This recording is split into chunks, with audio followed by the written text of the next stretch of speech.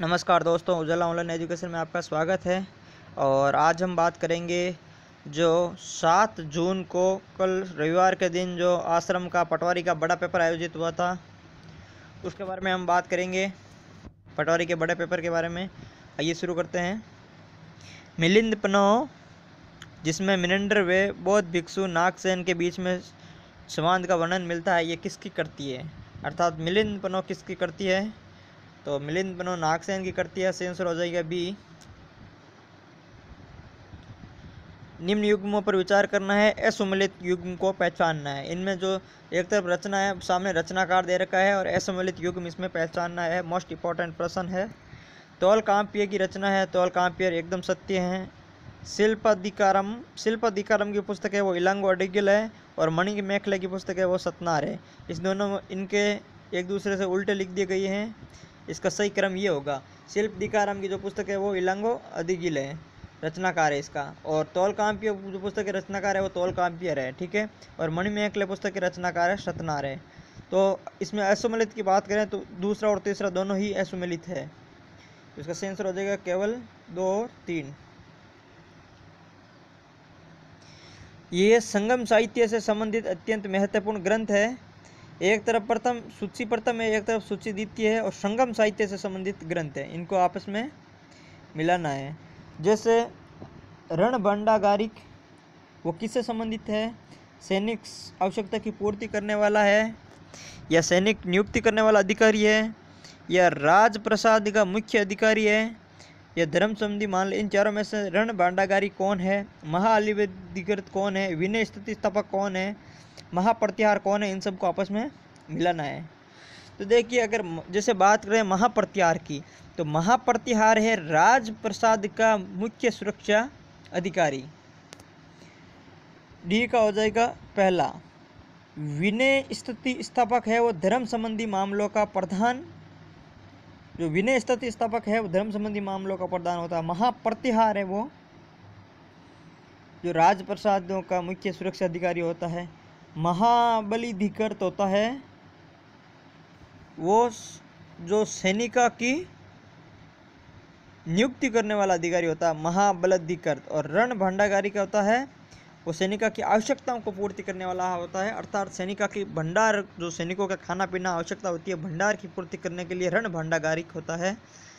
इसको ऐसे भी याद रख सकते हैं, सैनिकों की आवश्यकताएं कौन सी पूर्ति करेगी? खाना पीना, मगर मतलब सैनिकों के जो भंडार की आवश्यकता की पूर्ति करेगा कौन करेगा? रणभंडागारिक, ठीक है।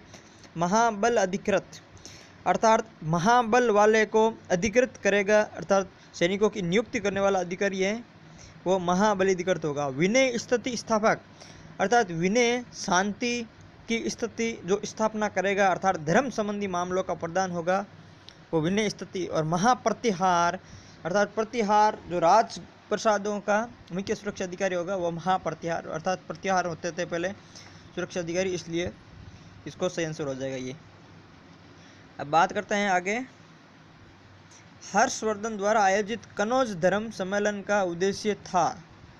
हर्षवर्धन ने कनौज में धर्म सम्मेलन आयोजित किया था, उसका उद्देश्य था महायान बौद्ध धर्म की प्रतिष्ठा स्थापित करना था। बाकी इसमें हीनयान भी नहीं होगा, जैन धर्म और शैव धर्म भी नहीं होगा। बौद्ध धर्म के संबंधित था हर्षवर्धन, क्योंकि हर्षवर्धन के समय चीनी यात्री हुएन सिंह आया था। तो ये कनौज धर्म सम्मेलन है वो बौद्ध धर्म से संबंधित था, लेकिन बौद्ध धर्म में भी महायान शाखा का था। इसमें 643 ईस्वी में कनौज में धर्म सम्मेलन आयोजित करवाया था हर्षवर्धन द्वारा। इसका मुख्य उद्देश्य महायान बौद्ध की प्रतिष्ठा स्थापित करना था। इसकी अध्यक्षता ह्वेनसांग द्वारा की गई थी। हर्षवर्धन के कार्यकाल में निम्न में से कौन सा एक शिक्षा का केंद्र नहीं था? देखिए, हर्षवर्धन के समय कौन सा एक शिक्षा का केंद्र इसमें नहीं था, तो इसका सही आंसर हो जाएगा पाटलिपुत्र है वो हर्षवर्धन के समय शिक्षा का केंद्र नहीं था। बाकी नालंदा, वल्लभी, विकासी तीनों शिक्षा के केंद्र हर्षवर्धन के समय थे। पाटलिपुत्र शिक्षा का केंद्र नहीं था।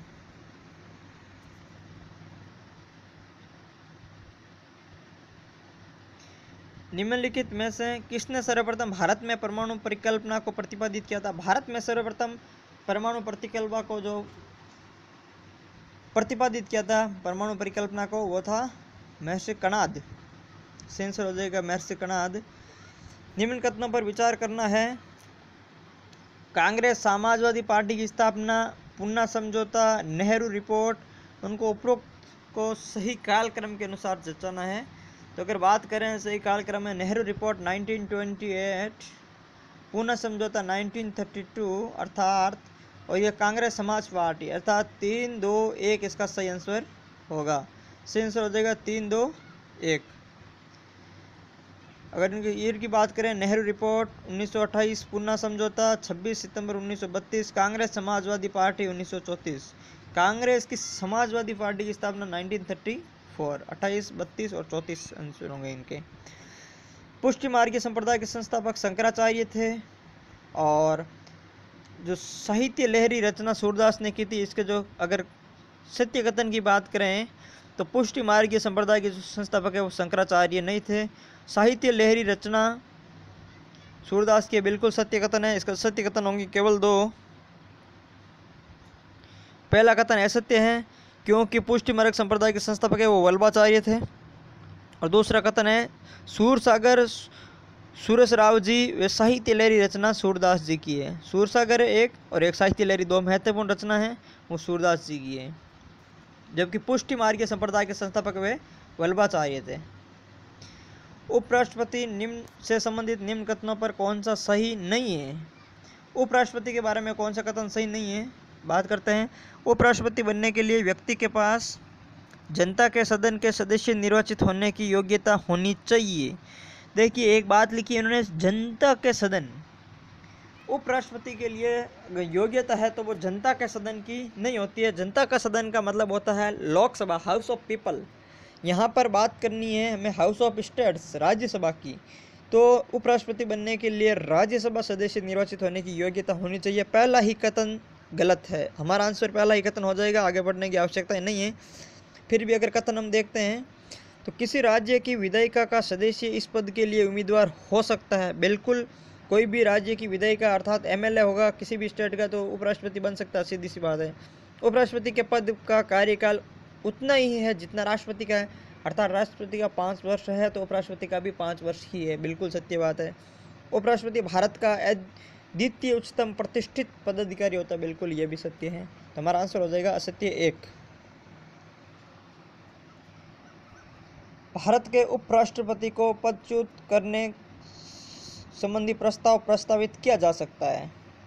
तो केवल राज्यसभा में उपराष्ट्रपति को हटाने के लिए जो प्रस्ताव है वो केवल राज्यसभा में लाया जा सकता है। सबसे पहले लोकसभा में नहीं लाते हैं, किसी भी सदन और संयुक्त बैठक, ये चारों गलत हो जाएंगे तीनों, इसमें केवल भी राज्यसभा से ही हो जाएगा।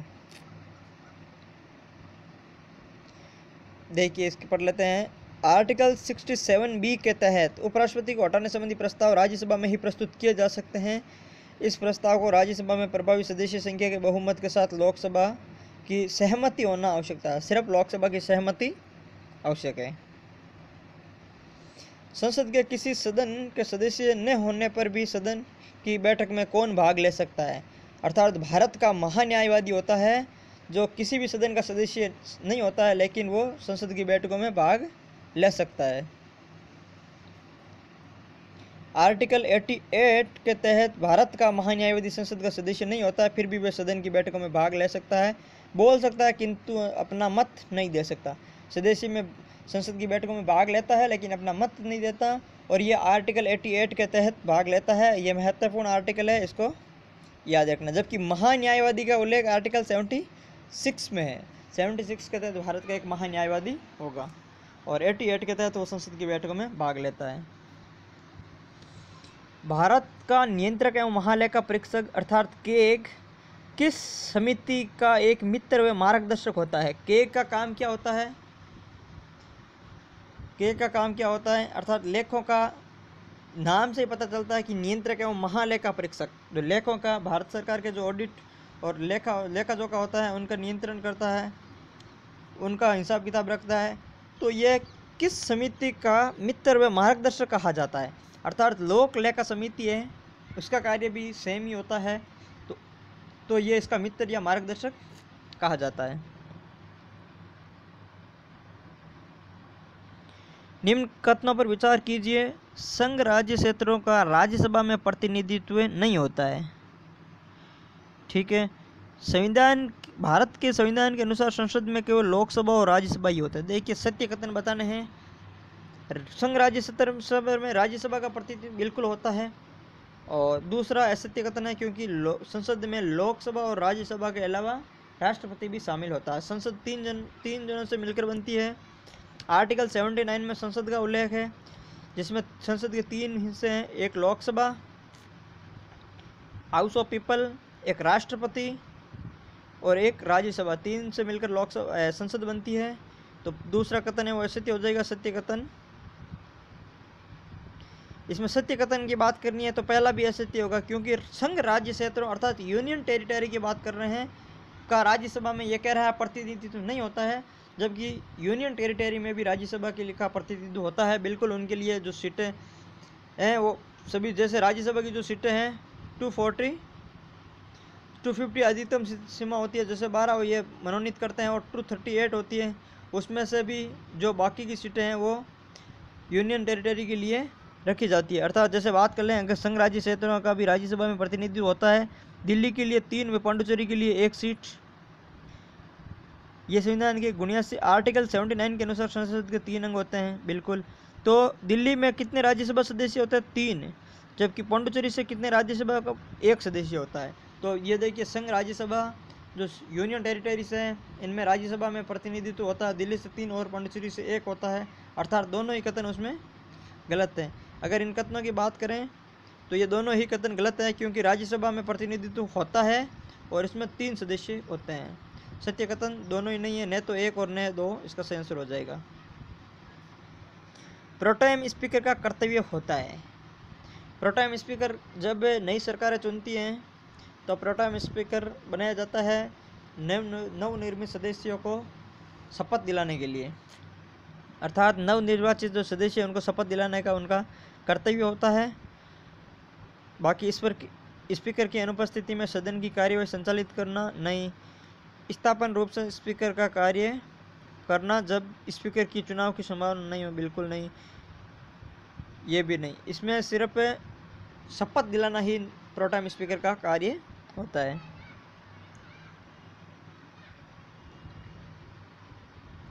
देखिए अगर जैसे बात करें, नवनिर्वाचित सदन में लोकसभा अध्यक्ष के चुनाव से पूर्व सदन के सामान्यतः सर्वाधिक वरिष्ठ अध्यापक को प्रोटेम स्पीकर के लिए चुना जाता है।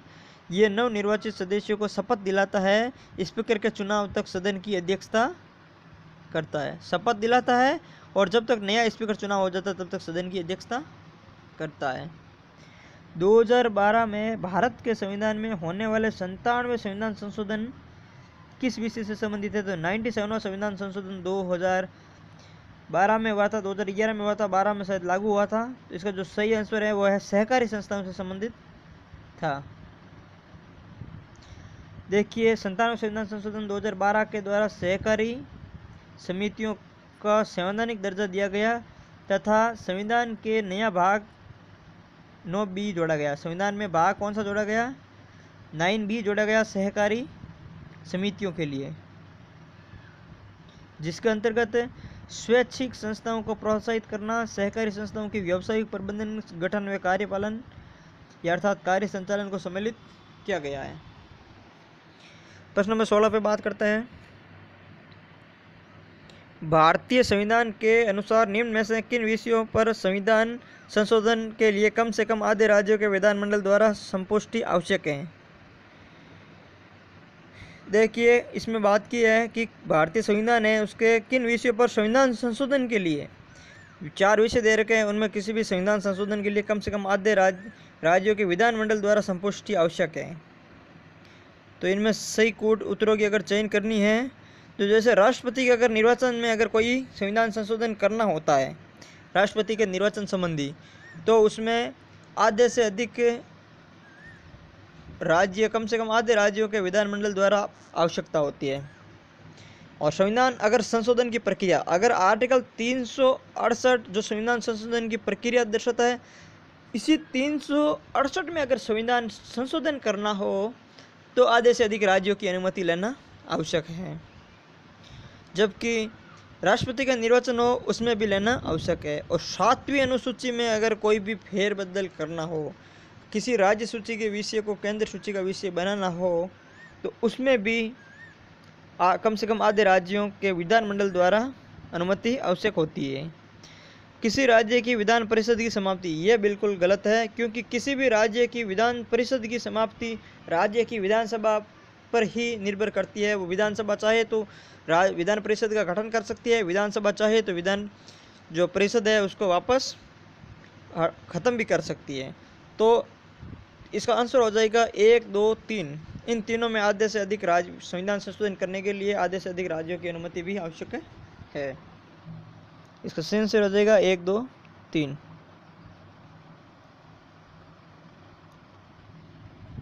प्रश्न नंबर 17 पे बात करते हैं। निम्नलिखित पर विचार करिए। 4 स्टेट है, उत्तराखंड, उत्तर प्रदेश, उत्तराखंड, बिहार व सिक्किम। उपयुक्त में से कौन से नेपाल की सीमा पर अवस्थित है? नेपाल की सीमा की अगर बात करें तो मान लीजिए भारत है और ये नेपाल है। ये अभी अगर इस नेपाल की अगर हम बात करें तो देखिए, जैसे यहाँ पर भारत का जो स्टेट है वो उत्तराखंड है, बी। यहाँ पर जो स्टेट है वो उत्तर प्रदेश है, बिल्कुल नेपाल की सीमा के सारे हैं। यहाँ पर जो स्टेट है वो बिहार है, बिल्कुल नेपाल की सीमा के सारे हैं। और यहाँ पर जो स्टेट है वो सिक्किम है, तो ये भी नेपाल की सीमा के सारे हैं। तो इसमें से चारों ही ऑप्शन नेपाल की पड़ोसी सीमा से संबंधित है। इसका आंसर हो जाएगा 1, 2, 3, 4। इनके अलावा एक स्टेट होता है पश्चिम बंगाल भी शामिल होता है। नेपाल की सीमा से भारत के 5 राज्य स्थित होता है। पश्चिम बंगाल, बिहार, उत्तराखंड और उत्तर प्रदेश 5 स्टेट होते हैं। सबसे उत्तर में उत्तराखंड होता है, फिर उत्तर प्रदेश होता है, फिर बिहार होता है, फिर यहाँ से पश्चिम बंगाल का जो दार्जिलिंग वाला हिस्सा है वो होता है, फिर यहाँ वापस सिक्किम होता है। निम्न में से कौन सा दर्रा श्रीनगर से लेह जाने का मार्ग प्रदान करता है? तो इसमें श्रीनगर से लेह जाने का मार्ग प्रदान करने वाला दर्रा है जोजिला दर्रा होता है, जो जास्कर श्रेणी में स्थित है। जोजिला दर्रा वो श्रीनगर से लेह जाने का मार्ग प्रदान करता है। उत्तराखंड का सर्वोच्च पर्वत शिखर नंदा देवी, सतपुड़ा पर्वत की सर्वोच्च ऊंची चोटी धूपगढ़ व पूर्वी घाट का सर्वोच्च पर्वत शिखर महेंद्रगिरी है। सम्मिलित युग्मों को पहचानिए। इसमें तीनों ही सम्मिलित है, अर्थात तीनों ही एकदम सही है, क्योंकि उत्तराखंड का सर्वोच्च पर्वत शिखर है वो नंदा देवी ही है। सतपुड़ा पर्वत की चोटी है, सबसे ऊंची पर्वत चोटी है, धूपगढ़ है, 1350 इसकी ऊंचाई होगी। और पूर्वी घाट का सर्वोच्च पर्वत शिखर है वो महेंद्रगिरी है, जिसकी लगभग 1700 कुछ ऐसी हाइट होगी। सॉरी 1700 नहीं, 1500 के आसपास कुछ हाइट होगी, कंफर्म नहीं है मेरे, क्योंकि हमें जो हाइट है वो हिमालय से लेकर दक्षिण की नीलगिरी की जो चोटी है अनाईमुदी उसकी 2695 जो ऊंचाई है, और ऊपर जो हिमालय की ऊंचाई, इनके बीच में जो सर्वोच्च चोटी है वो गुरु शिखर है 1722। तो इनके अलावा जो भी चोटियाँ होगी वो 1722 से कम ही होगी। 2695 जो चोटी है वो अनाईमुदी है। महेंद्रगिरी है वो ओडिशा में स्थित है, पूर्वी घाट का सर्वोच्च शिखर है। और सतपुड़ा पर्वत श्रेणी जो धूपगढ़ है वो एमपी में स्थित है। और नंदा देवी है वो उत्तराखंड का सर्वोच्च पर्वत शिखर है। महान हिमालय सबसे अधिक सतत श्रृंखला में है। पीर पंजाल श्रृंखला महान हिमालय में स्थित है। असत्य कथन बताना है, तो असत्य कथन अगर बात करें तो केवल 2 होगा, क्योंकि पीर पंजाल जो श्रृंखला है वो महान हिमालय में नहीं होकर के निम्न हिमालय की श्रृंखला है पीर पंजाल। गारो खासी जयंतिया संरचनात्मक दृष्टि से किसका भाग है? अगर गारो खासी जयंतिया की बात करें तो प्रायद्वीपीय पठार का भाग गिनी जाती है। देखिए, अगर आप इसमें हिमालय आंसर नहीं कर देना है, क्योंकि जब ये भारत है, ये भारत मान लो, ये इस तरीके का मान लो भारत है, तो इसमें जो यहाँ पर मेघालय के जो पठार है गारो खासी जयंतिया पठार है, यहाँ से हिमालय विस्तृत है, ये पूरा हिमालय विस्तृत है। और यहाँ से हिमालय से जो सटा हुआ भाग होता है गारो खासी जयंतिया, तो ये जो भाग है वो इस प्रायद्वीपीय पठार के भाग में शामिल किया जाता है। प्रायद्वीपीय पठार, ये प्रायद्वीपीय पठार होता है। इस तरह पश्चिमी घाट, इस तरह पूर्वी घाट, और बीच का भाग है वो प्रायद्वीपीय पठार होता है। इस तरह मैदानी भाग होता है ये। तो प्रायद्वीपीय पठार के भाग के साथ में ये भाग शामिल किया जाता है। इसका सही आंसर हो जाएगा सी। इसे मेघालय का पठार भी कहते हैं। पश्चिमी घाट के संदर्भ में असत्य कथन का चयन करना है। तो भारत के जो ये घाट हैं, ये पूर्वी घाट है, ये पश्चिमी घाट है। पश्चिमी घाट प्राय कटा फटा और असतत है।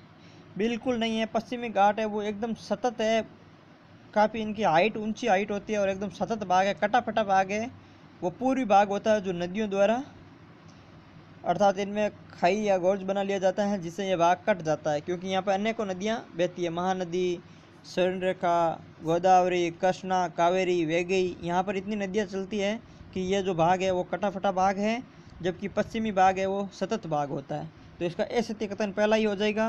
बाकी पश्चिमी घाट पूर्वी घाट की अपेक्षा ऊंचा है, बिल्कुल पूर्वी घाट से ये बहुत ऊंचा है।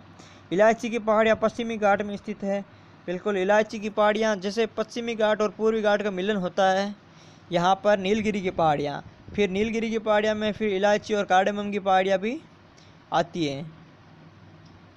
अनामलाई की पहाड़ियाँ आती है, इलायची की पहाड़ियाँ, कार्डेमम की पहाड़ियाँ, तो ये पहाड़ियाँ आती हैं, ये पश्चिमी घाट में गिनी जाती है। जबकि पश्चिमी घाट में पूर्वी घाट का मिलन स्थल है वो नीलगिरी की पहाड़ियाँ होती है। थाल घाट व जो भौर घाट दर्रा है वो भी पश्चिमी घाट में ही स्थित है। तो इसका जो सही आंसर हो जाएगा एक हो जाएगा, बाकी सभी ये सत्य है।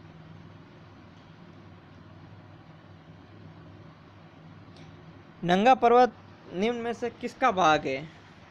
तो इसमें से नंगा पर्वत की अगर बात करें तो नंगा पर्वत अभी हमने बात की थी, तो इसका जो सही आंसर हो जाएगा वो पंजाब हिमालय हो जाएगा। क्योंकि नंगा पर्वत भारत में स्थित पंजाब हिमालय का भाग है। सिडनी बुराड ने हिमालय का वर्गीकरण जो नदियों के आधार पर किया था। अगर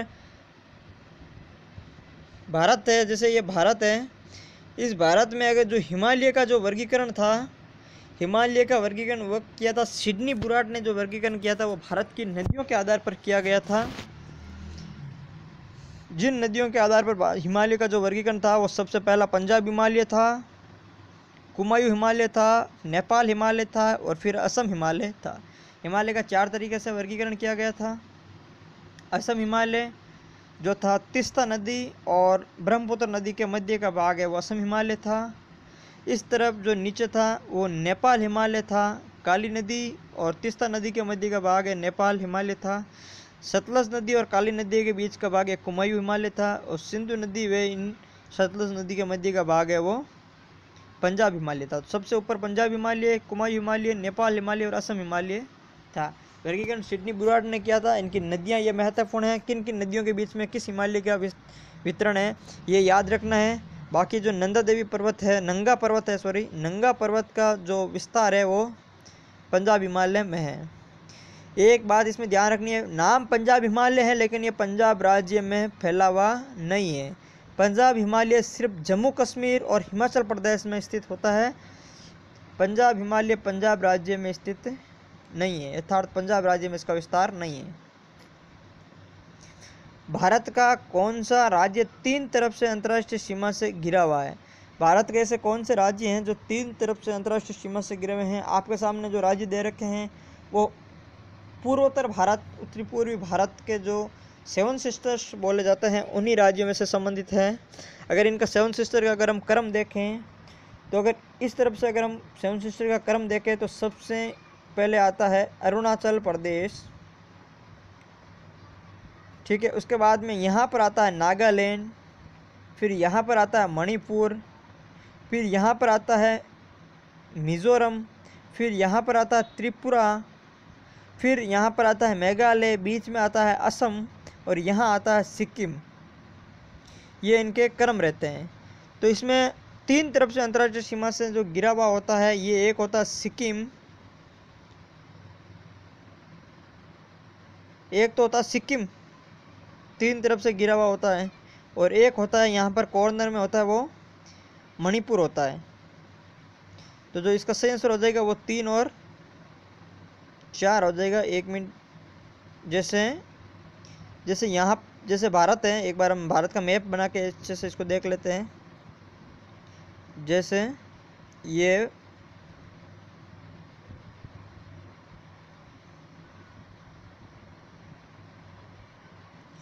अगर इस तरीके से जाए तो सिर्फ पूर्वोत्तर भारत ही बना देते हैं, हम ऐसे करते हैं। ये पूर्वोत्तर भारत है, ठीक है। अब अगर इसको ऐसे जैसे हम समझें तो यहाँ पर जो स्टेट है वो सिक्किम है। तो देखिए सिक्किम में एक तरफ नेपाल है, एक तरफ चाइना है और एक तरफ भूटान है। यहाँ पर भूटान है, तो सिक्किम है वो 3 तरफ से अंतर्राष्ट्रीय सीमा से घिरा हुआ है। एक तो हमारा आंसर हो जाएगा सिक्किम, ठीक है। यहाँ पर आ जाता है अरुणाचल प्रदेश का कुछ हिस्सा सीमा के पास, लेकिन अरुणाचल प्रदेश जो हिस्सा है इसमें ऑप्शन में नहीं है हमारे। उसके बाद में बीच में जो भाग है, बीच का भाग है वो असम का है। यहाँ पर मेघालय का भाग है। अरुणाचल प्रदेश के बाद में यहाँ का भाग है वो नागालैंड है। उसके बाद में यहाँ का जो भाग है वो मणिपुर है। तो मणिपुर में 3 बिल्कुल नहीं है, क्योंकि यहाँ पर जो म्यांमार बर्मा आते हैं, तो ये बीच में भाग आ गया। इसके बाद में अरुणाचल प्रदेश, नागालैंड, और नागालैंड के बाद में यहाँ पर आ गया मणिपुर। उसके बाद में यहाँ पर आएगा मिजोरम और यहाँ पर आएगा त्रिपुरा। तो त्रिपुरा है वो यहाँ से और ये 3 सीमा से घिरा हुआ क्षेत्र है। अर्थात 3 सीमा से घिरा हुआ क्षेत्र की बात करें अगर, तो वो 2 हो जाएंगे, एक तो सिक्किम हो जाएगा और एक त्रिपुरा हो जाएगा। सेंसर हो जाएगा तीसरा और चौथा। जैसे सिक्किम व त्रिपुरा 3 तरफ से घिरा हुआ होता है। सिक्किम नेपाल भूटान चीन से घिरा है, जबकि त्रिपुरा 3 तरफ से बांग्लादेश से घिरा हुआ है। त्रिपुरा सिर्फ 3 तरफ से ही बांग्लादेश से घिरा हुआ है। एक तरफ भारत है, बाकी इस तरफ और इस तरफ तीनों तरफ बांग्लादेश है। सिक्किम की जो सीमा है वो कुछ इस तरीके से है। तो यहाँ पर और यहाँ पर तीनों तरफ बांग्लादेश होते हैं।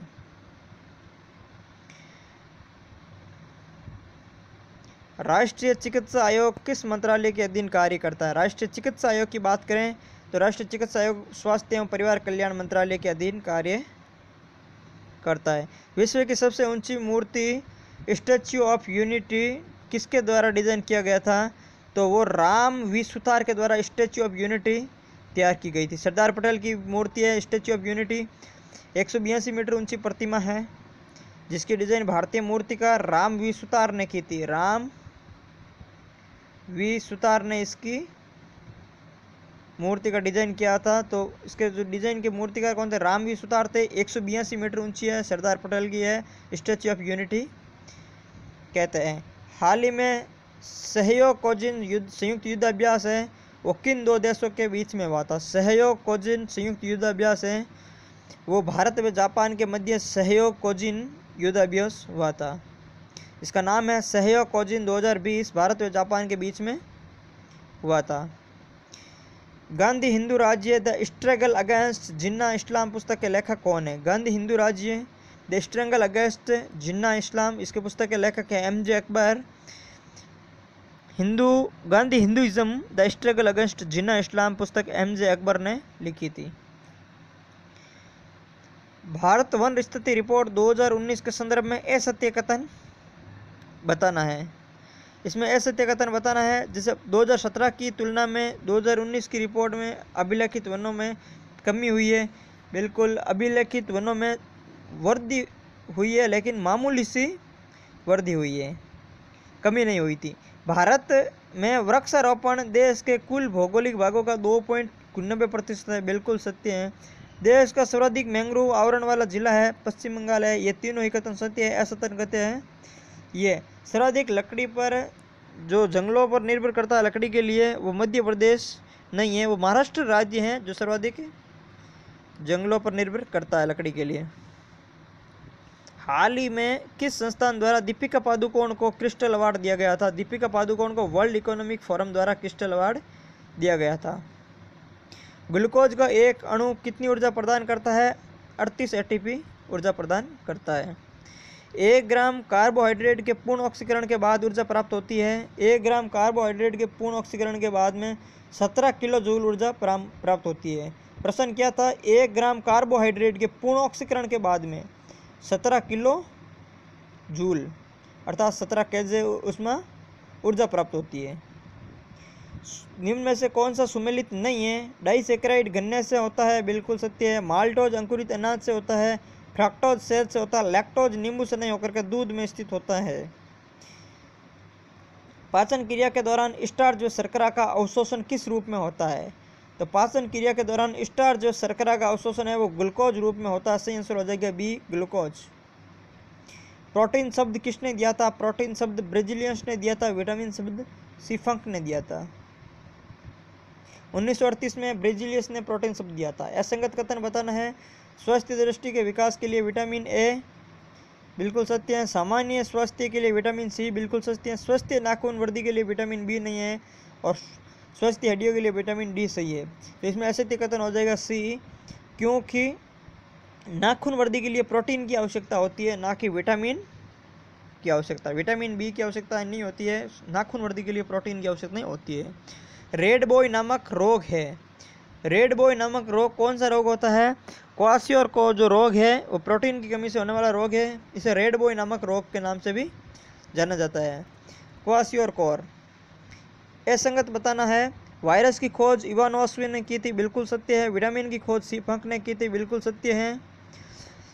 सही रोगों कारणों की खोज रॉबर्ट कोच ने की थी, बिल्कुल सत्य है। शल्य चिकित्सा की खोज है वो चित्रानंद ने नहीं की थी, यह सत्य कथन है, क्योंकि शल्य चिकित्सा के जनक है वो सुश्रुत है। शल्य चिकित्सा के जो जनक है वो सुश्रुत है। 38 प्रश्नों पर हमने चर्चा कर ली है। 38 जो प्रश्न चर्चा किए थे वो भारत जीके से संबंधित थे। भारत जीके विज्ञान और अर्थात करंट जीके अर्थात पार्ट 1 से संबंधित है। पार्ट बी में हम बात करेंगे भारत का भूगोल, राजस्थान का भूगोल, राजस्थान का इतिहास और राजस्थान की कला संस्कृति अर्थात राजस्थान के बारे में 30 प्रश्नों पर हम चर्चा करेंगे। इसमें बात करते हैं प्रश्न नंबर 39 पे। तो एक तरफ पंथ दे रखे हैं और दूसरी तरफ इनके प्रवर्तक संत दे रखे हैं। निरंजनी पंथ है, संप्रदाय है, निरंजनी संप्रदाय है। इसकी स्थापना किसने की थी? हरिदास ने की थी। सुमेलित करना है। ब्रह्म संप्रदाय की स्थापना किसने की थी? स्वामी माधवाचार्य ने की थी। अलख्या संप्रदाय की स्थापना किसने की थी? स्वामी लालगिरी ने की थी। निष्कलंक की संप्रदाय की स्थापना किसने की थी? संत माऊ जी ने की थी। 1 2 3 4 एकदम इसके जो सामने है वही सत्य है। इसका सही आंसर हो जाएगा 1 2 3 4। लोक देवता तेजा जी का मेला लगता है, बिल्कुल भाद्रपद शुक्ल दशमी को तेजा जी का मेला लगता है। सी सही आंसर हो जाएगा। निम्न कथनों पर विचार कीजिए। संत दादू की रचनाएं ढूंढाड़ी में है तथा वह यह बोली जयपुर, किशनगढ़, टोंक, लावा व अजमेर, मेहरवाड़ क्षेत्रों में बोली जाती है। सत्य कथन बिल्कुल सही है। हाड़ौती मेवाड़ी की उपबोली है। ये कोटा, बूंदी, बारा, झालावाड़ में बोली जाती है।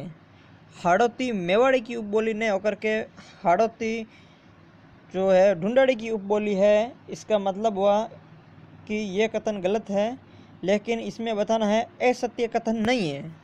अर्थात जो कथन सत्य है तो इसमें केवल एक है जो सत्य हो जाएगा। एक तरफ रचना है, एक तरफ लेखक है और असुमेलित बताना है रचना और लेखक में कौन सा स्थान गलत है। खुमान रासो दलपत विजय ने लिखी थी, बिल्कुल सत्य है। हमीर महाकाव्य जोधराज ने नहीं लिखी थी, हमीर रासो जोधराज ने लिखी थी। हमीर महाकाव्य नयन चंद्र सूरी ने लिखी थी, यह सत्य है। बिसलदेव रासो नरपति नाले और ढोला मारूरा दुआ कवि कलोल ने लिखी थी। आप कमेंट करके नीचे बताइए कि ढोला मारूरी बात है जो किसने लिखी थी। ढोला मारूरा दुहा कवि कलोल, वे ढोला मारूरा जो बात है वो किसने लिखी थी, आप कमेंट करके बताइए। प्रश्न नंबर 43 है। असुमेलित बताना है इनको। मांड गाय की रुक्मा देवी, मांगणिया गाय की फुसेका व लंगा गाय की मांगी बाई, इन तीनों को असुमेलित बताना है। देखिए मांड गाय की रुक्मा बाई नहीं थी, गलत है। मांगणिया गाय की फुसेका गलत है। लंगा गाय की मांगी बाई गलत है। तीनों ही असुमेलित है। इसका आंसर हो जाएगा 1 2 3, तीनों ही असुमेलित है, क्योंकि रुक्मा देवी है वो मांगणियार गायकी से संबंधित है। फुसेका है वो लंगा गायकी से संबंधित है, जबकि मांगी बाई है वो मांड गायकी से संबंधित है। रुक्मा देवी मांगणियार गायकी, फुसेका लंगा गायकी, मांगी बाई मांड गायकी, तीनों याद रखने हैं, तीनों इंपॉर्टेंट है। मांड गायकी से संबंधित अल्लाह जिला बाई और जैसलमेर से संबंधित गौरी बाई मांगी बाई, ये सभी मांड गायकी से संबंधित जितने भी है, जमीला बानो, ये सभी के सभी याद रखने हैं। लंगा गायकी फुसे का वे रुक्मा देवी है मांगणियार गायकी। प्रश्न नंबर 44, संगीत घराना और इनके प्रवर्तक की तरफ। जयपुर जो घराना है इसका प्रवर्तक कौन थे? मनरख खां या भूपत खां, वे जयपुर घराने के प्रवर्तक थे। कथक घराने के प्रवर्तक है वो भानुजी हैं। मेवाती घराने के प्रवर्तक है उस्ताद गगे नज़ीर खां, और डागर घराने के प्रवर्तक है वो बहराम खां डागर। तो इसका आंसर हो जाएगा 2, 1, 3, 4। ये तो सीधे सीधे हैं, इसमें ये एक दूसरे के विपरीत हैं। अब बात करते हैं प्रश्न नंबर 45 पे। निम्नलिखित में से कौन से नृत्य भीलों के नहीं हैं? 4 नृत्य हैं, भीलों के कौन से नृत्य नहीं हैं? जैसे इसमें बात कर लेते हैं रणबाजा व रतबई। एक रणबाजा शब्द आ गया है, तो रणबाजा व रतबई 2 नृत्य हैं, वो मेवातों के नृत्य हैं। तो इसमें से ऑप्शन 3 एलिमिनेट हम कर सकते हैं। भीलों के नहीं है वो देखने हैं, तो रणबाजा इसमें भीलों के नहीं है। इसके बाद में द्विचक्रीय नृत्य वो भीलों का है। गेर और गौरी ये तीनों भीलों के नृत्य हैं, तो 3 और 4 है वो भीलों के नृत्य नहीं है। इसमें ऑप्शन क्या दे रखा है? कौन से नृत्य भीलों के नहीं है? तो 3 और 4 इसमें भीलों के नहीं है। इसमें 1, 2, 5 इसने दे रखे होते हैं, अर्थात इसका मतलब है प्रश्न जो मिसप्रिंट है यहाँ पर यह प्रश्न होना चाहिए था कौन सा नृत्य भीलों का है? कौन सा नृत्य भीलों का है? भीलों का है कौन सा नृत्य? गेर, गौरी व द्विचक्री नृत्य वो तीनों भीलों के हैं। रणबाजा रतवई तो मेवातों के हैं, और मांदल नृत्य भी भीलों का नहीं है, अर्थात इसमें 3 और 4 हैं, वो आंसर हो जाएगा। देखिए अगर इसमें सीधी बात कर लें तो भीलों के नृत्य गेर, गौरी, द्विचक्री भीलों के नृत्य हैं तीनों, और मेवों के नृत्य रणबाजा रतवई मेवों के हैं। ग्रासियों के नृत्य हैं वो वालर, लूर, कूद, मांदल, जावारा, मोरिया ये सब। लेकिन इसमें वालर नृत्य है वो महत्वपूर्ण नृत्य हैं ग्रासियों के नृत्य में भी, क्योंकि जो ग्रासी के नृत्य जो वालर नृत्य हैं वो बिना वाद्य यंत्रों के किया जाता है, तो वालर नृत्य इसमें याद रखना है। बाकी आपको कैथोडी के भी नृत्य अगर याद रखने हैं तो वो तो वहाँ के 2 नृत्य होली मावली हो जाएंगे, अर्थात होली और मावलिया 2 नृत्य हैं वो कैथोडी जनजाति के नृत्य हैं। शिकारी नर्जन जो नृत्य हैं वो किस जनजाति से संबंधित है आप कमेंट करके बताना। शिकारी नृत्य किस जनजाति से संबंधित है आप कमेंट करके बताना। बाकी आपको भीलों के नृत्य याद रखने हैं गेर, गौरी, द्विचक्री, मेवा के नृत्य रणबाजा, रतमई, ग्रासियों के नृत्य वालर, लूर, कूद, मांदल, जवारा, मोरिया। अब आपको और जो कथोड़ी जनजाति के नृत्य हैं होली मावली अर्थात होली और मावलिया, और शिकारी जो नृत्य हैं वो किन से संबंधित है आप कमेंट करके बताना। बात करते हैं प्रश्न नंबर 46 में। निम्नलिखित में से कौन सा कथन असत्य है? गलत कथन बताना है इसमें से। तो असत्य कथन छांटना है। जगन्नाथ राय प्रशस्ति मेवाड़ के महाराणा जगत सिंह से संबंधित है, इसकी रचना कृष्ण भट्ट ने की थी। बिल्कुल ये कथन सत्य है। इसमें हमें जो असत्य कथन है वो छांटना है। राज प्रशस्ति बीकानेर के महाराजा राय सिंह से संबंधित है, इसकी रचना रणछोड़ भट्ट तेलंग ने की थी। तो जो राज प्रशस्ति है वो बीकानेर से संबंधित नहीं है, ये इसमें आंसर हो जाएगा। दूसरा असत्य कथन है रणकपुर प्रशस्ति गोइल वंश की जानकारी मिलती है, वह कीर्ति स्तंभ प्रशस्ति महाराणा कुंभा से संबंधित है, जिसकी रचना मेष भट्ट ने की है। तो इसका जो सही आंसर हो जाएगा वो हो जाएगा बी। प्रश्न नंबर 47 है। सूची 1 व सूची 2 को मिलान करना है। मारवाड़ की नूरजहां, मारवाड़ की नूरजहां इसमें गुलाब पासवान को कहते हैं, अर्थात इसको यहाँ से मिलान कर लेंगे। राजस्थान की उड़न परी, उड़न परी की अगर बात करें तो वो हमीदा बानो को कहते हैं। वागड़ की मीरा की बात करें तो वो गौरीबाई को कहते हैं, और राजस्थान की जल परी की बात करें तो वो रीमा दत्त को कहते हैं। बात करते हैं अगले प्रश्न पे। राजस्थान में सर्वोदय आंदोलन के नेता, तो राजस्थान में सर्वोदय आंदोलन के नेता है वो सिद्धराज ठड्डा है। और अगर सब में बात करें तो देखिए शेर भरतपुर गोकुल जी वर्मा, राजस्थान के सर्वोदय आंदोलन के नेता सिद्धराज। वागड़ के गांधी भोगीलाल पांड्या व राजस्थान के नेहरू या दूसरा नेहरू की बात करें तो पंडित जुगल किशोर चतुर्वेदी है। निम्न कथनों पर विचार कीजिए। 1796 झाला जालम सिंह ने औरंगजेब द्वारा ध्वस्त प्राचीन चंद्रावती नगर पर झालरापाटन नगर बसाया था। 1838 में इन्हीं के पौत्र मदन सिंह के लिए कोटा राज्य का विभाजन कर पृथक झालावाड़ राज्य की स्थापना की गई थी, जिसकी राजधानी झालरापाटन है। तो इन दोनों में हमें सत्य कथन के बारे में चर्चा करनी है, कौन सा कथन सत्य है। तो इनके दोनों ही कथन इसमें सत्य हैं, 1 और 2 दोनों आंसर हो जाएगा। निम्नलिखित में से कौन सा कथन सत्य नहीं है? इसमें कौन सा कथन सत्य नहीं है, असत्य कथन की बताना है। देखिए, मराठा शक्ति के विरुद्ध राजपूताना के शासकों को संगठित करने हेतु मेवाड़ के हुरडा स्थल में, तो मेवाड़ में जो सम्मेलन करवाया गया था तो वो हुरडा स्थल में हुआ था, बिल्कुल सत्य कथन है। हुरडा सम्मेलन कब हुआ था? 17 जुलाई 1734 को हुआ था और ये वर्तमान में भीलवाड़ा में, ये भी सत्य कथन है। मराठों के आक्रमण से त्रस्त होकर जयपुर शासक ईश्वर सिंह ने आत्महत्या कर ली, ये भी सत्य कथन है। अर्थात तीनों कथन सत्य हैं। लॉर्ड कॉर्नवालिस ने भारतीय शासकों के साथ पूर्ण तटस्थता की नीति अपनाई थी, ये कथन है वो गलत कथन है। हमारा आंसर हो जाएगा डी, क्योंकि जो गलत हस्तक्षेप की नीति है वो लॉर्ड कॉर्नवालिस ने अपनाई थी, पूर्ण तटस्थता की नीति अपनाई थी उसने। 51 पे बात करें, अगर 14 नवंबर 1803 को अलवर के किस शासक के समय अंग्रेजों ने सहायक संधि की थी? तो अलवर का शासक था बख्तावर सिंह। राजस्थान की रियासतों के 1818 के सहायक संधियां करवाने की महत्वपूर्ण भूमिका निभाने वाले अंग्रेज अधिकारी चार्ल्स मैटकॉफ था। कर्नल जेम्स टोड भी था और चार्ल्स मैटकॉफ भी था, लेकिन अगर महत्वपूर्ण अधिकारी की बात करें तो चार्ल्स मैटकॉफ इसका सही आंसर होगा। चार्ल्स मैटकॉफ को भारतीय प्रेस का मुक्तिदाता भी कहते हैं। निम्न में कौन सा कथन सत्य नहीं है? दशरथ शर्मा ने कालीबंगा को सिंधु घाटी सभ्यता की तटीय राजधानी का, बिल्कुल सत्य कथन है। जुतावा खेत का सबसे प्राचीन प्रमाण कालीबंगा से मिलता है, बिल्कुल ये भी सत्य कथन है। विराटनगर का प्रथम उत्खनन दयाराम साहनी ने किया था, ये भी सत्य कथन है।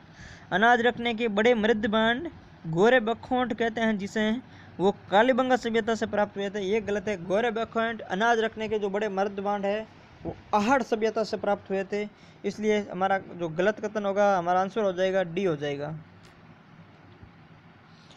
प्रश्न नंबर 54 है, निम्नलिखित कौन सा कथन असत्य नहीं है?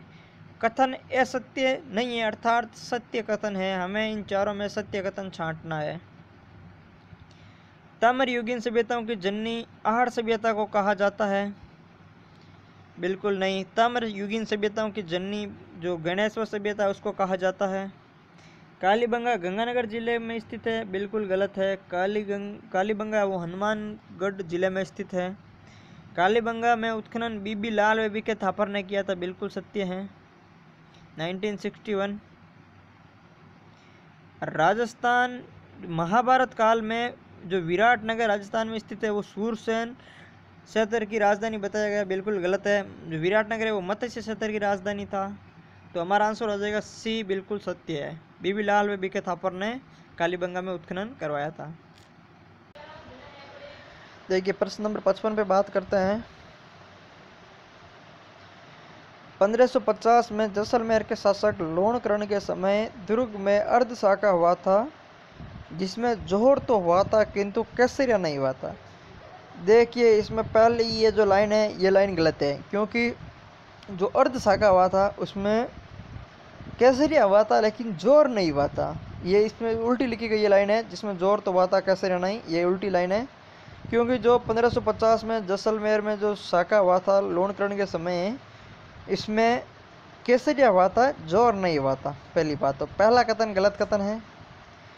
जैसलमेर के दुर्ग का निर्माण राव जयसिंह ने करवाया था, यह भी गलत कथन है। जैसलमेर का दुर्ग का निर्माण राव जैसल ने करवाया था। तीसरा कथन है औरंगजेब की ओर से छत्रपति शिवाजी के साथ 1665 में पुरंदर की संधि हुई थी, वह मिर्जा राजा जयसिंह ने की थी, यह भी सत्य कथन है। अर्थात पहला असत्य, दूसरा असत्य, तीसरा कथन सत्य है। हमें सत्य कथन का चयन करना है, हमारा आंसर हो जाएगा केवल 3, क्योंकि जो अर्ध शाखा है वो केसरिया हुआ था लेकिन जोर नहीं हुआ था, जबकि जैसलमेर दुर्ग की राव जैसल ने निर्माण करवाया था।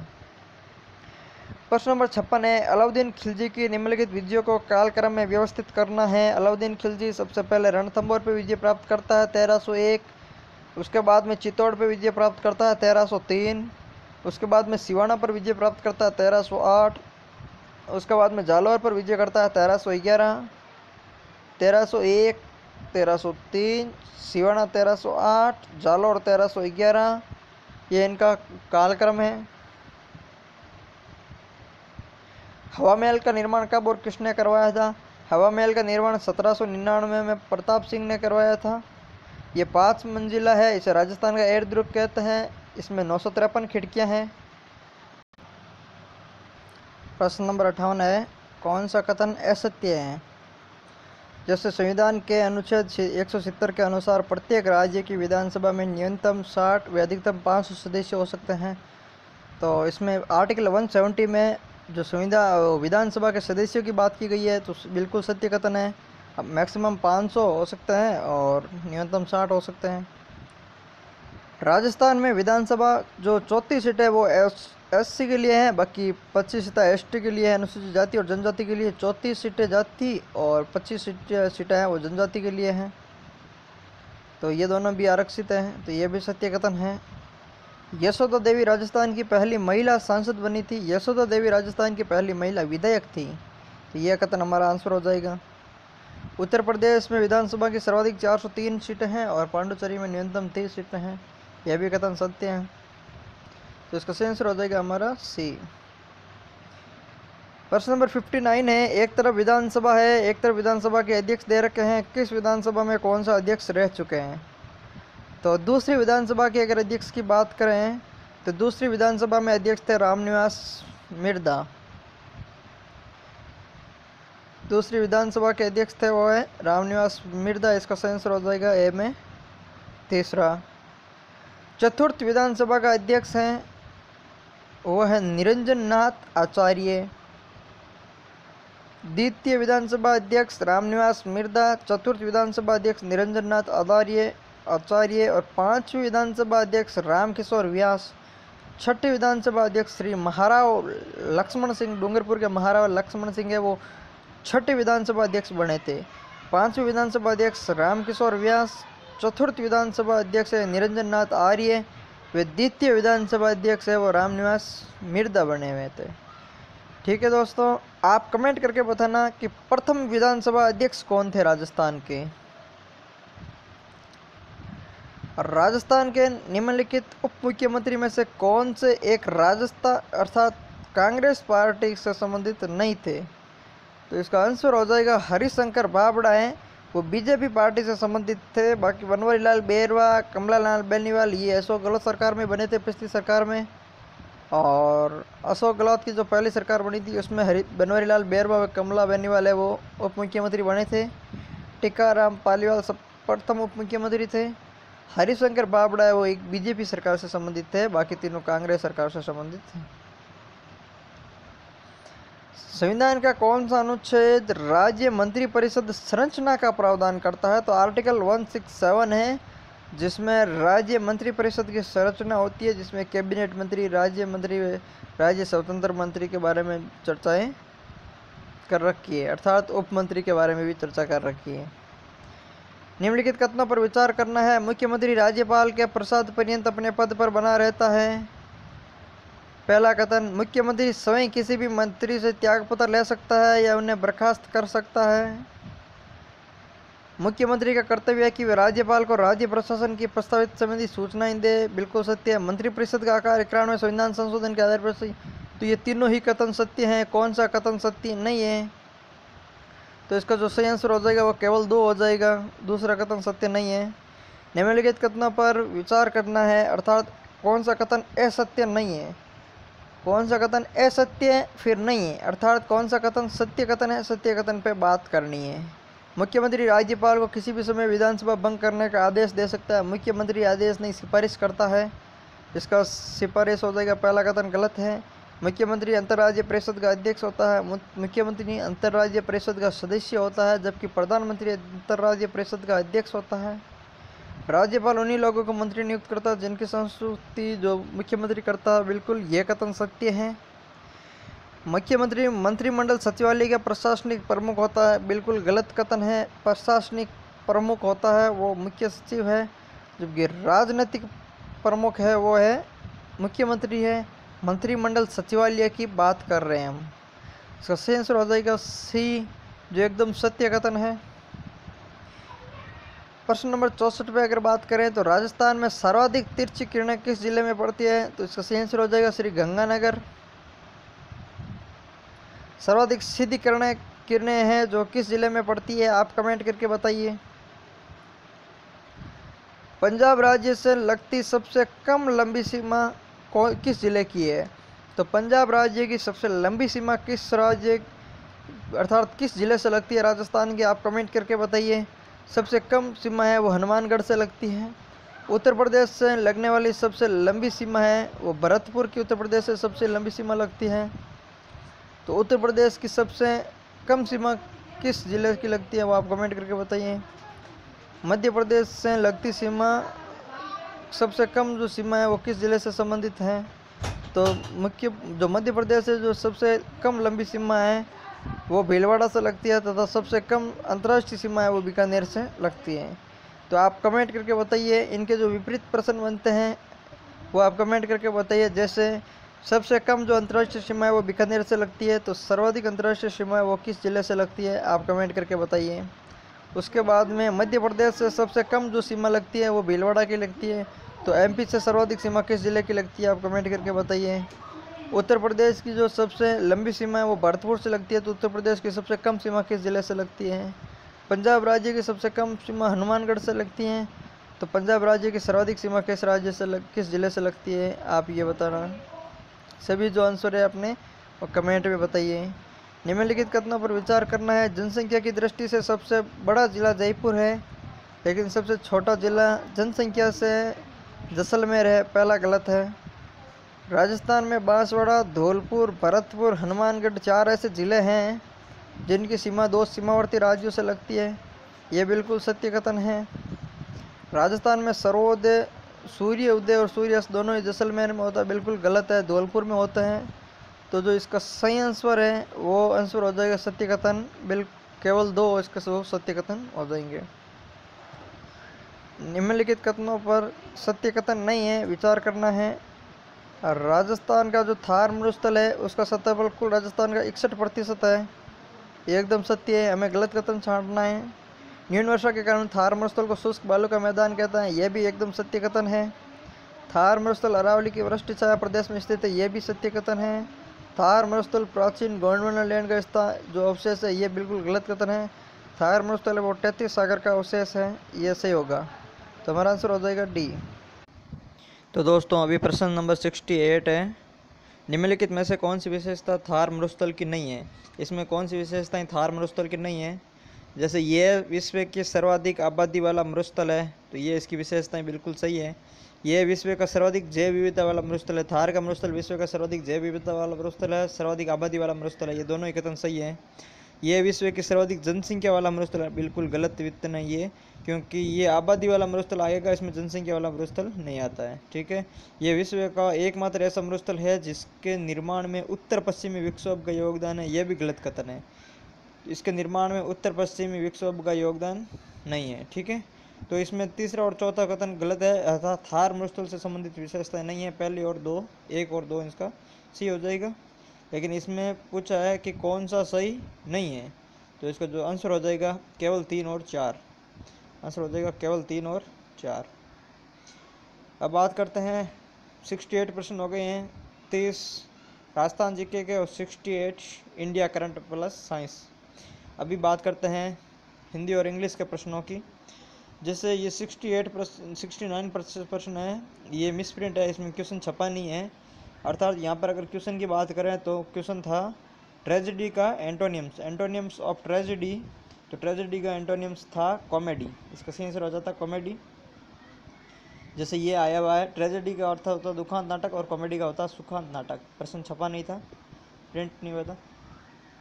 Choose antonym of accord, accord का इसमें एंटोनियम बताना है, तो एकॉर्ड का एंटोनियम हो जाएगा डिसेंट, एकॉर्ड का एंटोनियम हो जाएगा डिसेंट। एकॉर्ड का मतलब होता है दुखांत नाटक, डिसेंट का मतलब होता है सुखांत नाटक। एंस्टर, देखिए एंस्टर, एंस का मतलब होता है पूर्वज, इसका मतलब होता है पूर्वज। इसका एंटोनिम्स ज्ञात करना है तो ये इसका डिसेंट्स होगा, क्योंकि इसका मतलब होता है संतान। एंटोनिम्स ऑफ ऑब्स्टिनेट, ऑब्स्टिनेट का अगर एंटोनिम्स बताना है तो इसका मतलब हो गया प्लीएबल, ठीक है। ऑब्स्टिनेट का मतलब होता है जिद्दी, और प्लीएबल का मतलब होता है, प्लेएबल का मतलब होता है लचीला। ऑब्स्टिनेट, जिद्दी, प्लेएबल, लचीला, ठीक है। 73 choose antonym of land, land का मतलब होता है उदार देना। बोरो, तो इसका सही एंटोनिम्स हो जाएगा बोरो, इसका सही आंसर हो जाएगा उधार लेना, ठीक है। Choose the antonym of appropriate, appropriate का मतलब होता है उचित, इसका एंटोनिम्स चूज करना है तो इसमें होगा अनसूटेबल अर्थात अनुचित। प्रश्न नंबर 75 की अगर बात करें तो प्लीज़ गिव मी इंफॉर्मेशन, यहाँ पर आएगा ups down 6 7 upon my, please give me up to date information, यह एकदम सूटेबल वर्ड है तो इसका सही आंसर हो जाएगा D. The problem of unemployment is a bag and baggage in burning question, ये आंसर आएगा। The problem of unemployment is a burning question in India, ज्वलंत समस्या है अनएम्प्लॉयमेंट, बेरोजगारी, इसका सही आंसर हो जाएगा B. The child was sitting by the side of his mother, यहाँ पर यह सेट वर्ड होगा by the side of his mother, इसका सही आंसर हो जाएगा C. Ram is a hopeless fellow, Ram is a hopeless fellow, he is, answer आ जाएगा good for nothing, he is good for nothing अर्थात बेकार। Ram is a hopeless fellow, he is good for nothing अर्थात ये बेकार। गुड फॉर नथिंग का मतलब होता है बेकार। There is a large mango tree our house in front of, यहाँ आंसर आ जाएगा there is a large mango tree in front of our house, क्योंकि in keeping with, in point of, in course of सभी गलत word होंगे, suitable word होगा वो इन front of होगा। प्रश्न नंबर 80 की बात करते हैं। अनुचित व्यंजन संगिष्ट पद है, अर्थात बाकी 3 ऐसे शब्द होंगे जिसमें व्यंजन संधि होगी और एक ऐसा शब्द होगा जिसमें व्यंजन संधि नहीं है। जैसे उद्यान की बात करें तो इसमें व्यंजन संधि है, उद्योग में व्यंजन संधि है, उद्योग में व्यंजन संधि है। लेकिन आद्यंत, आद्यंत का मतलब होता है आदि धन अंत, आदि धन अंत होता है, आद्यंत आदि धन अंत होता है, अर्थात ये स्वर संधि है और स्वर्ण में भी यण स्वर संधि होगी, यण स्वर संधि का उदाहरण है बी, इसलिए इसका सही आंसर हो जाएगा बी। बाकी तीनों व्यंजन संधि के उदाहरण हैं। प्रश्न नंबर 81 है, कूट का मिलान करना है। उन्मुख हो जाएगा उत धन मुख, संतुष्ट हो जाएगा सम धन तुष्ट, परिच्छेद हो जाएगा परिच्छेद हो जाएगा परिधन छेद, और षडंग हो जाएगा षडधन अंग, ये इसका कूट मिलान हो जाएगा। अब इसमें बात करते हैं प्रश्न नंबर 82 में, उपसर्ग युक्त असंगत शब्द है, ऐसा कौन सा शब्द है जिसमें उपसर्ग असंगत शब्द है। जैसे अनुसंग में अनुधन संग हो जाएगा, अनुपसर्ग हो जाएगा, प्रतीक्षा में प्रति उपसर्ग हो जाएगा, प्राकलन में प्राक हो जाएगा। अध्यात्म ये असंगत शब्द है क्योंकि इसमें अध्यात्म नहीं होगा, ये आ नहीं आएगा, इसमें ए आएगा, अध्यात्म, अध्यात्म इसका सही शब्द हो जाएगा। तो उपसर्ग शब्द असंगत शब्द है उपसर्ग युक्त, ये हो जाएगा सी। अब बात करते हैं अप उपसर्ग रहित शब्द। अप उपसर्ग रहित शब्द के बारे में बात करना है तो इसमें अपराजित, अपव्यय, अपकीर्ति, अपशकुन। देखिए इसमें अप उपसर्ग है, अपकीर्ति में अप है, अपव्यय में भी अप है, इन तीनों में अप उपसर्ग है। अपराजित में ए उपसर्ग है, ए धन पराजित, अर्थात इसमें ए उपसर्ग आएगा तो आंसर हो जाएगा हमारा ए, ठीक है। किस विकल्प में क्रमवाचक कृत्रिम प्रत्यय हैं। देखिए किस विकल्प में क्रमवाचक कृत्रिम प्रत्यय हैं, तो सुनार, तो इसमें सोना धन आर, आर प्रत्यय लगेगा सोना के साथ में, तो ये तदित प्रत्यय हो जाएगा। इसमें ओत्ती प्रत्यय हैं, ये भी तदित प्रत्यय हैं। खिलौना है ओना, खेल धन ओना, अर्थात ये हमारा आंसर हो जाएगा क्रमवाचक कृत्रिम प्रत्यय। कृत्रिम प्रत्यय होता है कृत धातु, अर्थात धातु शब्द होते हैं जो क्रियाएं होती है, जैसे खेल, इसके पीछे अगर ना लगा के देखा होता है खेलना होता है, खेलना एक प्रकार की क्रिया है, हमारा सही आंसर हो जाएगा सी। राघव है तो यह भी एक प्रकार का तद्धित प्रत्यय ही है। सही कूट का मिलान करना है पन तो हो जाएगा छुटपन, आवट मिलावट, गर्मी ईया रसिया, ये इसका जो सही मिल कूट हो जाएगा मिलन, ये इसका सेंसर हो जाएगा। ठीक है, अब बात करते हैं प्रश्न नंबर 86 में, महात्मा शब्द का विलोम शब्द किस उपसर्ग से बनेगा। महात्मा शब्द का विलोम शब्द की बात की है तो ये दुरात्मा शब्द से बनेगा। महात्मा का विलोम शब्द होता है दुरात्मा, तो इसका जो सही हो जाएगा शब्द वो हो जाएगा दुर। अब बात करते हैं प्रश्न नंबर 87 में, अनुचित विलोमार्थी युग्म है, ऐसा विलोमार्थी युग्म जो अनुचित है। तो अगर बात करते हैं उन्नत अवनत सही है, दयालु निर्दयी सर अक्षर ये एकदम सही है, दोष अदोष है ये एक अनुचित विलोमार्थी शब्द है, बाकी तीनों सही है। तो हमारा आंसर हो जाएगा ए। आज शायद बरसात अवश्य आएगी वाक्य में किस कारण अशुद्धि है। तो इस वाक्य में अशुद्धि अवश्य शब्द के कारण है। आज शायद बरसात आएगी ये शब्द होता है, इसमें अशुद्धि हो जाएगी, सही आंसर हो जाएगा डी अवश्य। माँ मेरे मामा के घर गई है वाक्य में किस तरह की अशुद्धि है। तो इस वाक्य में वचन संबंधी अशुद्धि होगी, क्योंकि माँ मेरे मामा के घर गई हैं, ये हैं के साथ में ये आएगी, बिंदी ऊपर बिंदी नहीं है तो ये आएगी। अब से आंसर हो जाएगा वचन संबंधी इसमें अशुद्धि है। ठीक है, आगे बढ़ते हैं। सही कूट का मिलान करना है, पारिभाषिक शब्दावली है परिकल्पना, परिकल्पना हो जाएगा हाइपोथेसिस, हाइपोथेसिस का मतलब होता है परिकल्पना। शब्दावली हो गई ग्लोसरी, अनभिज्ञता हो गई इग्नोरेंस, एंड आदिक्य हो गया एक्सेस। तो हमारा सही आंसर हो जाएगा शब्दावली ग्लोसरी, परिकल्पना हाइपोथेसिस, अनभिज्ञता इग्नोरेंस, एंड आदिक्य एक्सेस, ये हो जाएगा इसका कूट का मिलान। तो दोस्तों हमने 90 प्रश्नों पर चर्चा कर ली है। अभी 91 से 135 45 प्रश्न है वो मैथ्स रीजनिंग से संबंधित प्रश्न है, और 135 से 150 प्रश्न है वो कंप्यूटर से संबंधित प्रश्न है। तो हम पहले कंप्यूटर से संबंधित प्रश्नों पर चर्चा कर लेते हैं, फिर पीछे बचेंगे मैथ्स के प्रश्न हैं तो उनको भी एकदम सरसरी नज़र से हम देख लेंगे। आप उसको वीडियो को रोक के आप इसमें सॉल्व कर लेना। तो पहले हम कंप्यूटर के प्रश्न देख लेते हैं।